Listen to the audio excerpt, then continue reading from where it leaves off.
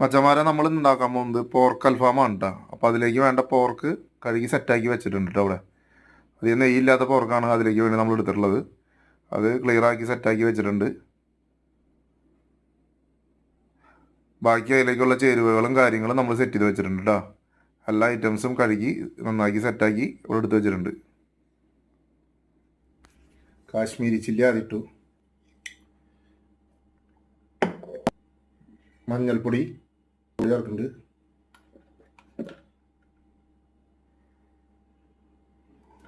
കുരുമുളക് പൊടി, ഗരം മസാല, മല്ലിപ്പൊടി, അൽഫാം മസാല, ജീരപ്പൊടി ഉണ്ട്,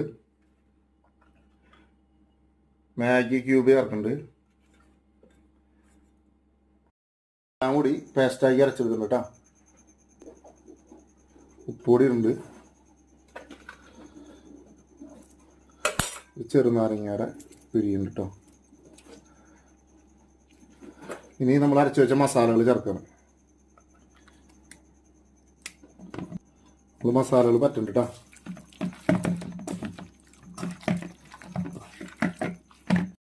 മസാലകളെല്ലാം പറ്റി വെച്ചിട്ടുണ്ട് കേട്ടോ. ഇനി നമുക്കൊരു അരമണിക്കൂർ ഇത് റെസ്റ്റ് ചെയ്യാൻ വെക്കണം, എന്നാലും ശരിക്കും മസാല പിടിക്കുള്ളൂ. അപ്പോൾ നമ്മൾ റെസ്റ്റ് ചെയ്തിട്ട് എടുത്തിട്ടുണ്ട്. അരമണിക്കൂർ റെസ്റ്റ് ചെയ്തിട്ടുണ്ട് കേട്ടോ. എടുത്ത് നമ്മൾ ഇഡ്ഡലി ചെമ്പിലേക്ക് വെക്കുകയാണ്. എന്നിട്ട് നമുക്കത് നാവി കയറ്റിയെടുക്കണം. എല്ലാം സെറ്റാക്കി വെച്ചിട്ടുണ്ട്. നമുക്ക് നാവി കയറ്റി എടുത്തിട്ട് ബാക്കി വേണം.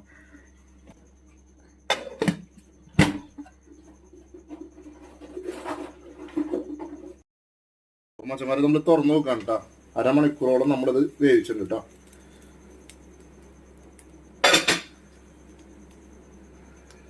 സംഭവം നല്ല വെന്ത് സ്മൂത്ത് ആയിട്ടുണ്ട് കേട്ടോ.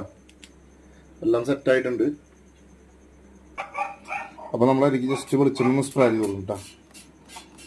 വെളിച്ചെണ്ണ സ്പ്രേ ചെയ്ത് കൊടുത്തതിന് ശേഷം ആ പീസുകളൊക്കെ നമുക്ക് ഇതിലേക്ക് എടുത്തിടാം. പീസുകളിലേക്ക് വെച്ച് നിരത്തുന്നുണ്ട്.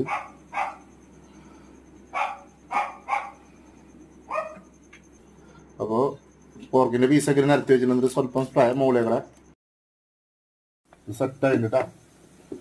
പ്ലേറ്റിലേക്ക് മാറ്റിയിട്ട് കാട്ടിയാലോ കേട്ടോ. നല്ല സെറ്റായിട്ട് വന്ന് ഫ്രൈ ആയിട്ട് കേട്ടോ. അപ്പോൾ നമ്മുടെ അൽഫാമൊക്കെ വെന്ത് സെറ്റായിട്ടുണ്ട്. അപ്പോൾ എല്ലാവരും ഒരു കാര്യം ചെയ്യുക, എൻ്റെ ചാനലൊന്ന് സബ്സ്ക്രൈബ് ചെയ്യുക, ലൈക്ക് ചെയ്യുക, ഷെയർ ചെയ്യുക, ആ ബെല്ലൈക്കണും കൂടി അമർത്തിക്കോളൂ കേട്ടോ മച്ചന്മാരെ.